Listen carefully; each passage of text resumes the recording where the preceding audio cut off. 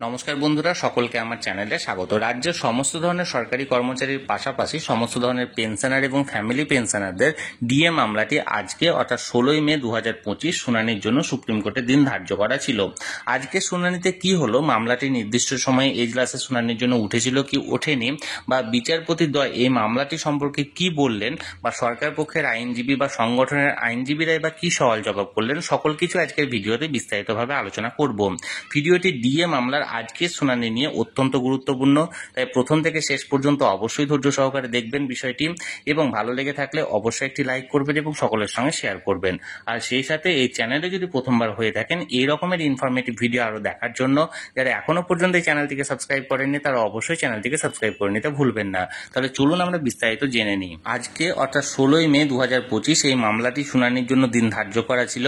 Honourable mister justice Sanjay Karol and honourable mister justice Sandeep মেহতার এজলাসে, যার ক্লজ নাম্বার ছিল 61 অর্থাৎ সিরিয়াল নাম্বার ছিল 61 এবং কোর্ট নাম্বার ছিল 14, এবং 61 নাম্বার সিরিয়ালে থাকলেও এই মামলাটি to be taken at top of the board or high up on the board এই সিরিয়ালে এন্ট্রি করা ছিল।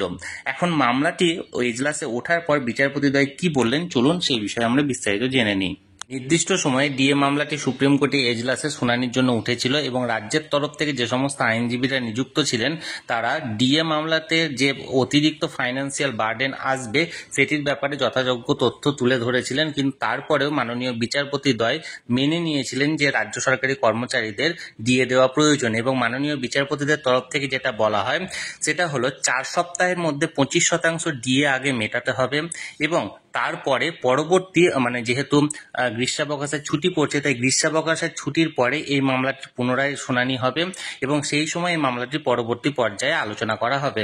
অর্থাৎ আগামী 4 সপ্তাহের মধ্যে 25% ডিআরএস অ্যালাউন্স মিটিয়ে দিতে হবে, এবং তারপর এই মামলাটির পরবর্তী শুনানি আগামী আগস্টে হতে চলেছে।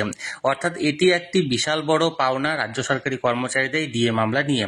আমি সবসময় চোখ রেখেছি যে কোনো আপডেট আসা মাত্রই ডিএ মামলা নিয়ে আমি আপনাদেরকে তৎক্ষণাৎ সেটা ভিডিওর মাধ্যমে শেয়ার করে দেবো। তাই যারা যারা এখনো পর্যন্ত চ্যানেলটির সঙ্গে যুক্ত নেই চ্যানেলটিকে সাবস্ক্রাইব করে অবশ্যই চ্যানেলটির সঙ্গে যুক্ত হয়ে যান। আর এই ভিডিওটি ভালো লেগে থাকলে অবশ্যই একটি লাইক করুন এবং সকলের সঙ্গে শেয়ার করুন, আর সেই সাথে অবশ্যই চ্যানেলটিকে সাবস্ক্রাইব করুন। ধন্যবাদ, দেখা হচ্ছে পরের ভিডিওতে।